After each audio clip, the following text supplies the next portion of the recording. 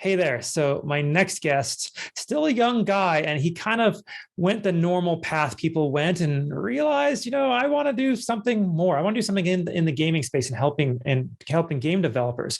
So, he started a business, found a business partner, started his business, and what he's doing is really awesome. And I think it adds a lot of value to the gaming and game development space. It kind of allows people to make an extra set of income they may not have considered before. So, this is a fun one. I know you're all going to love it.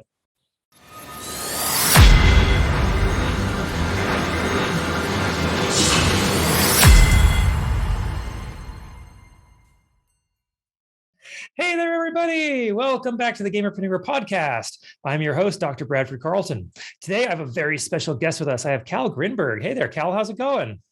Hey, Dr. Carlton. I'm doing well. How are you? It's fantastic. It's a beautiful sunny day in Las Vegas. How about yourself?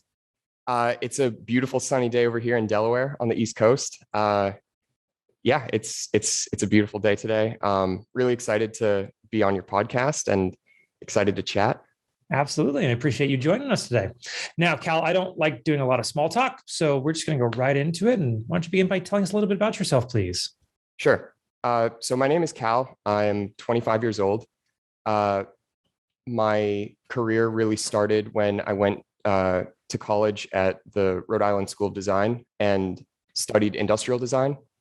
So that's my professional background. I worked for 2.5 years in New York City as an industrial designer, product designer, designing touchscreen devices, computer tech devices.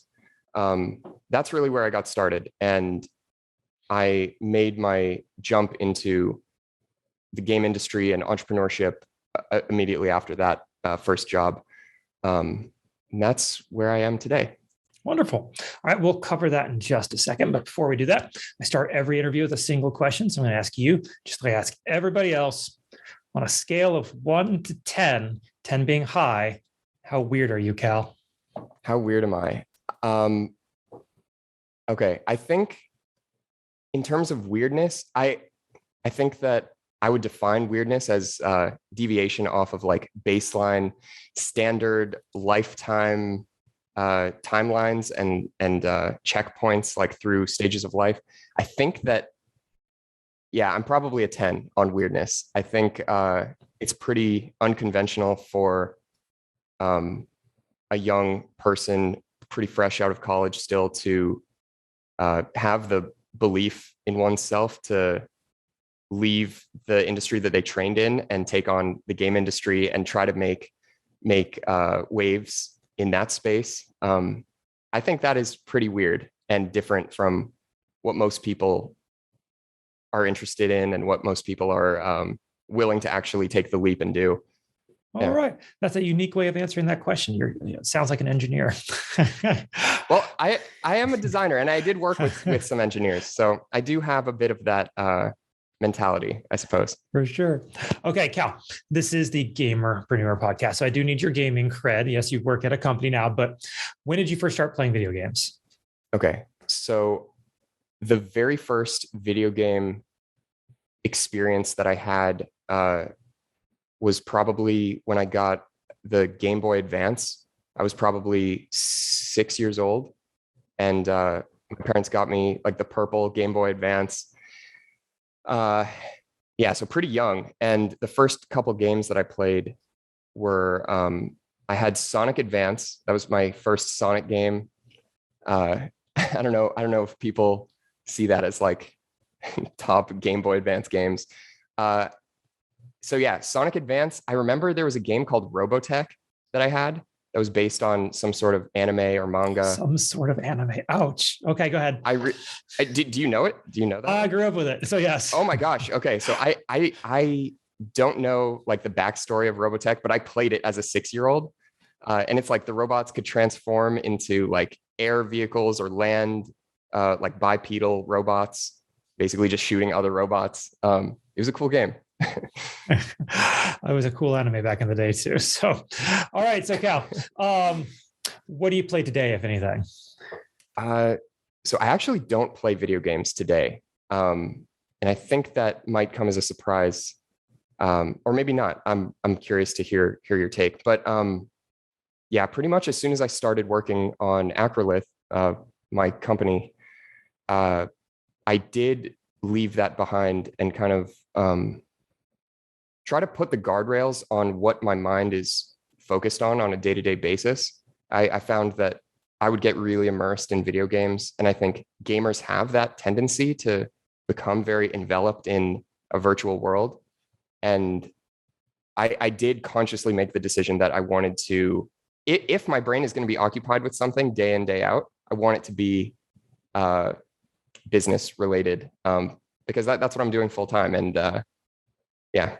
All right, that's fantastic. So it's funny you kind of addressed that. I had a guest on, he may not have even been a guest. Somebody had on a call over a year ago, really deep in the gaming space, like high up executive kind of position. And I asked him, what kinds of games does he play? And he's like, I don't have time for games. And he's like, it's actually funny. The deeper you get into the gaming industry, the less time you had to play video games. So yeah, I get it. And it's partly not having time just because of workload and like balancing work with like family and friends and things like that. But I think most of those people who don't play video games that are higher up at these game companies, I think there's also an element of it just has the potential to hurt your focus. At least for me, like I like I said, I get very into games. Like I love video games. Of course, that's why I'm doing what I'm doing. But yeah, at least at this stage, I just can't afford to lose myself in that right now. No, I get it. I only play maybe an hour, if that, a week. Like, yeah, I have a wife and daughter. Though. Like, when I'm not working, they ask for my time. So, but that takes a lot of discipline on your part to limit yourself to 1 hour. And I don't know. I mean, games are so good, and they're getting more and more immersive. I really do enjoy playing them. But yeah, I think the like discipline muscle that you have to constantly flex to get yourself to break away and like, okay, no more gaming, time to work. It's just one that I don't want to depend on. And yeah, so I've just ruled it out basically. Certainly. All right. On that note, I guess I'll ask, if you had to pick one game as your all-time favorite, the one you look back to and like, if I could just play that one over again, which one would it be? Okay, I've got a clear winner. So it wasn't my very first game, but after the Game Boy Advance experience, played a few games on that. I eventually got a GameCube. That was my first real console. And the one game that has left the biggest impression on me is The Legend of Zelda Twilight Princess. I think other Zelda games get a lot of attention as being like cult classic, all-time favorite for a lot of people. But do you know Twilight Princess? I do, yes. Okay. There was something about that game where things just lined up in the atmosphere and theme of that game, lining up with the time in my life where I was maybe 7 or 8. And up until that time, all of the digital content I was consuming was like happy shows on TV, happy shows, or just everything, rainbows, sunshine on TV, in classrooms, everything is decorated, sunshine, rainbows. Twilight Princess was really dark. And I don't think my parents knew what they were buying me when they got me that game. So there was also this like element of playing this game and feeling like I was playing something that I wasn't maybe supposed to, or that was for an audience way older than myself. Yeah, it really captured me and made me fall in love with the Zelda series. I'm sure you love Majora's Mask then. Yes. But it's I played that just after. As dark, if not darker. Yeah. I played that after though. So Twilight Princess just had that impact. And so I still have a lot of nostalgia for it. I love it. All right, Cal, where are you at now? What do you do now? So I'm the co-founder of Akrolith. This is our logo here. And the goal of our business is to help game developers monetize their content by producing physical resin sculptures of their in-game characters. So the way I like to simplify this is essentially take any company that wants to generate additional revenue. They might do something like sell custom t-shirts like this. And they'll work with a third-party company to do that because they don't have the resources to make t-shirts in-house. That's essentially all we're doing, but with physical merchandise like toys, sculptures, figures. I actually have an example behind me if you'd like to see. And it comes with this really bright display case.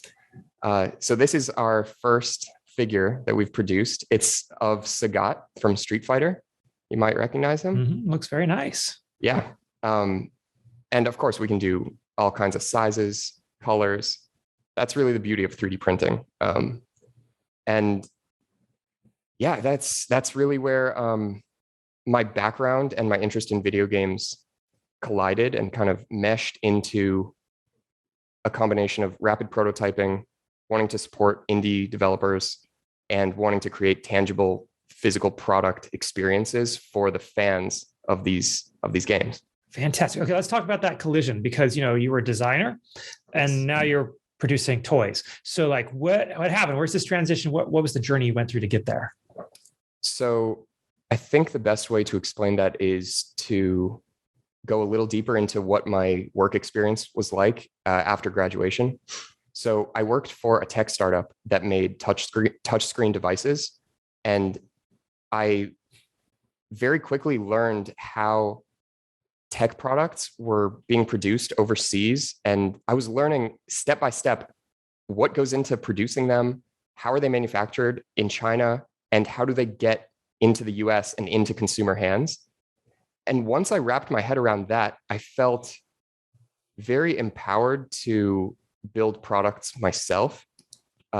Everything just felt much more attainable. It's one of those experiences that kind of shrink your notion of the world or how daunting a task may be.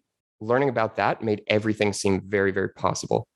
That paired with my sort of obsession with tangible design. I was, as I said, I was designing physical tech products. Really made me want to. Oh man. Well, okay. Let me actually. I'm realizing how long of a story this is. Okay, so check this out. While I was working at that startup, I was playing an early access game called Worlds Adrift that was developed by Bossa Studios in the UK. And I really fell in love with this game. It's a game. It's an open world PvP game where you're essentially a sky pirate. You can design your own ship from the ground up. There's no limit on what the framework or size can be. You make whatever you want, and you can go out and fight or team up with other players out in the world. That game left a huge impact on me, and I was crushed when the developers announced that it was no longer financially sustainable to keep those servers running. I was super heartbroken because this is the first online game where I was really making a lot of friends, talking with people. I had this really amazing team of other players that I would meet up with every day after work. Being a designer, being a problem solver, my mind was constantly racing with trying to find a solution. How could this game studio have avoided taking their game off of Steam and basically taking their servers offline? It's completely unplayable. And that's when things sort of collided. I realized that their character designs were gorgeous. I wish that I had something tangible to commemorate all of the hours that I poured into this. And the idea just clicked. Like, they could have probably sold custom sculptures of everybody's individual player character. And that would have been so cool. I know the fans would have loved that. And yeah, so I really set out to bring that into the world and hopefully prevent other small studios with really cool ideas from never being able to release their game or going under. I've become obsessed with helping game developers bring their really good ideas to life and helping them finance that. That's pretty awesome. Now, like, how does that work? They like send you a screenshot of their character or what? So what we've built is a software asset package that can go into a video game at any stage of development, whether it's they're still building it or it's already playable and it's out there. And all it does is basically take a 3D file that a player decides to order a sculpture of from within the game. And it sends that to our server where we can then process it for 3D printing and manufacturing. Okay, very cool. Now, how long have you been in business? I'd say we really officially started in January of this year. I originally quit my design job in November of last year. And since then, it was a process of finding my co-founder, Amir Luria, who is coming from a finance background. He actually is an ex-banker from Goldman Sachs. So he's been a tremendous help at making sure that things are balanced, that all things are being considered, that maybe I have blind spots too. I think that really makes us a dream team. Beautiful. And how's business been? Business is going well. I'd say it's going well, but I'll be completely honest. We don't have a video game partner just yet. So we're hitting outreach very aggressively. We're trying to get conversations started with game companies who could benefit from our service. And in the meantime, we've released our promotional sculpture that we're just releasing independently, just to familiarize fans and potential customers with the products that we make. It's been a lot of work on social media and just working to get our brand out there and build familiarity. Okay, maybe you can discuss some of the ups and downs you've seen over the past year. It's been nearly 10 months now. Yes, ups and downs. I'd say some of the biggest ups and downs have been in trying to raise money for the business. So when I partnered up with Amir, my co-founder, we initially set out to try to raise money, venture capital, outside funding, to build out a team and operate this. And unfortunately, that didn't go as well as we had hoped. And some of the things I learned are that investors, for better or worse, really don't want to rely on imagination or extrapolation. They don't trust that a designer who's brand new in the video game industry can actually accomplish the things that we say we're setting out to accomplish. It's very literal. And they were very open and transparent that they need to see more of a resume in the video game industry before they're comfortable backing a project like ours. Okay. If that makes sense. It does. Do you have questions about that? Or? No, I don't. I send a lot of people to investors, so I kind of understand some of the questions you probably got asked and kind of what the responses was. Yeah. So unfortunately, a little bit pedigree related. I guess perhaps age also, just lack of experience, I guess, is something that probably crossed their mind. But bottom line, I mean, we're still pushing forward. We're starting conversations and we've had conversations with a few studios, game developers and game publishers as well. And the reception is very positive. So I think this is a matter of just sticking to it, staying consistent and persistent. And eventually we are going to find a studio that'll really appreciate a service that we're offering. Okay. If you could go back 9 months, at the very beginning, what do you wish you had known back then? I think the biggest thing that keeps me up at night in regards to Akrolith would be the initial angle of approach that we used for reaching out to game companies. And initially what we had done was we were really excited about the software that we built. And we went out guns blazing with emails to game companies that we are familiar with. We've played their games, and we talked about the software that we could give them to integrate with to produce sculptures of their characters. And very quickly we realized that it's pretty daunting for a game developer or just whoever's reading that email. It's pretty daunting to think like, okay, this is a cool service, but we're not going to spend developer hours integrating this. Like, that sounds crazy. That just sounds like a lot of work and time. And so I think I would call that a mistake. I think, and what we're doing now is we're actually reaching out to companies and approaching it from the angle of, hey, we can produce merchandise, period. we can produce sculptures in general. Like you can send us a file of, let's say, a main character from your game. It doesn't have to be custom game characters from within the video game. And I think the response has been a lot better since changing that. Beautiful. Okay. Now let's talk about you a little more personally. What makes you good, or what do you think are your special talents or skills that allow you to do what you're doing now? I think what makes me good at what I'm doing is my ability to create content, actually. I was very surprised at first, actually, at how many hours it took to create content for social media. But I'm getting the hang of it. You know, having a design background, I'm kind of like, my skill set is built out to be able to create images, videos, posters, websites. You know, we actually have a launch video that we put out on YouTube a while back, just announcing what we're doing. And I created that entire video myself. And yeah, I think that skill set has been a superpower of sorts. If I didn't know how to work After Effects, Photoshop, Illustrator, even simple things like designing a logo and building a brand identity, if I didn't have that, I think it would be very, very hard to sell the vision at all to anybody. So, absolutely. Yeah. It's actually very true, but yes. Okay. How about this? If you and I were to hop in a time machine together, we're going to go back in time and we're going to come up a little boy with a little purple, Game Boy Advance playing Sonic Advance. His little kid's name is Cal. Okay.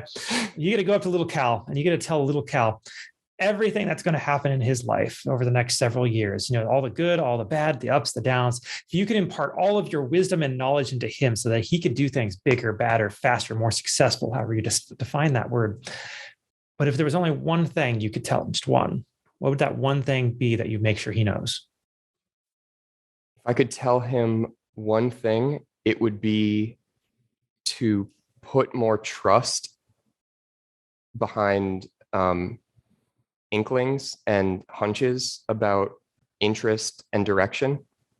It would it would be to trust yourself in your sort of natural tendencies and inclinations. That's something that I kind of struggled with as a kid, and even until I started Akrolith. It's something that I struggled with, which was perhaps taking advice as direction rather than taking advice as suggestion.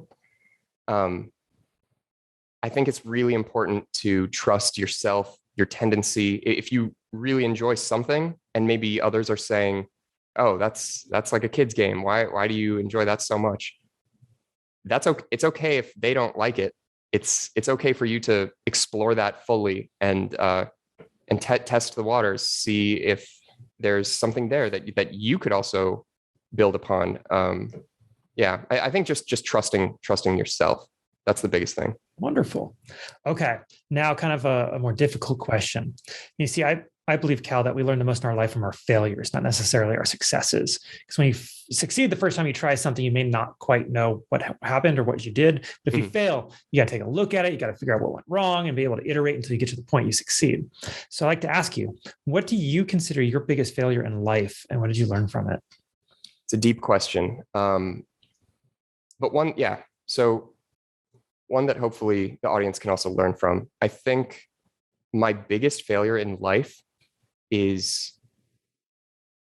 similar to the last question. I think it's connecting my self-worth and my image and my notion of what I'm capable of with other people's impression of me, or perhaps wanting to fit too nicely within other people's expectation of who I am, rather than focusing on defining myself, figuring out what I am interested in, believing in myself that I'm capable of achieving what I'm interested in. That's a big one. And the reason, this might sound like a cheesy answer that I just outlined, but the reason I would call that the biggest failure in my life is because that's a very life altering or life impacting mindset. Like living according to meeting others' expectations, that can be potentially life ruining. Well, luckily, I've really disconnected my sense of worth and value and skill with other people's ideas or opinions, which I'm proud of. But yeah, it took me a long time to get there, and I'm sure it takes other people a long time to get there too. Wonderful. Well, thank you for sharing. Kind of on the flip side of that question, what is something that you're working to improve on yourself today? Something that I'm working to improve on myself today would be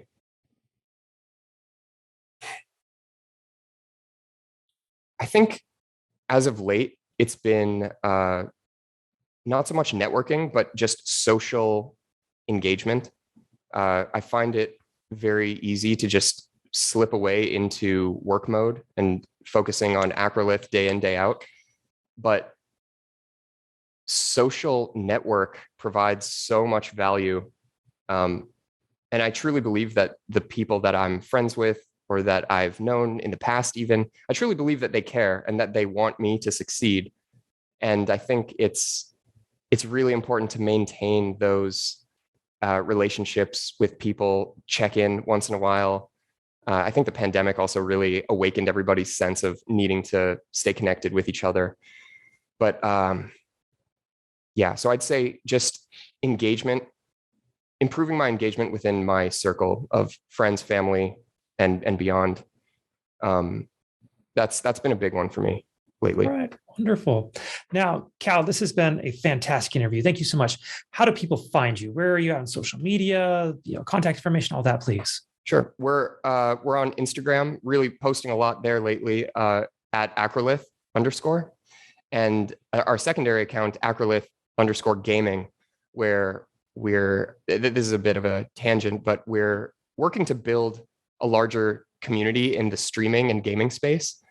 Really trying to plant our roots in this community, out of passion and love for it. And that's where we're posting all of our stream highlights, gaming industry related content. And that's a cool space for people that really follow video games and streaming. We're on YouTube, Akrolith also. You'll see this logo on all of our channels. Yeah, and my email is kal@akrolith.com. You can feel free to reach out. Happy to chat. If there are any game developers watching, I'd love to discuss the service that we can provide. What excites me about it is that we're essentially earning you a passive revenue stream because we handle production, packaging, shipping, and customer support. So the value being you can really focus on building amazing game experiences. We'll do the work of producing merchandise. Beautiful. All right, Kal, as we wrap this up, do you have any final thoughts you want to share? Or anything I didn't ask you think we still need to cover? I think that's it. This was a lot of fun. And thanks again for having me on your show. Absolutely. I genuinely do appreciate you taking the time to come on with us today. Thank you, Kal. Of course. Thank you, Dr. Carlton. Absolutely. And for everybody else, I'm going to remind you all, don't be just a gamer, be a gamerpreneur.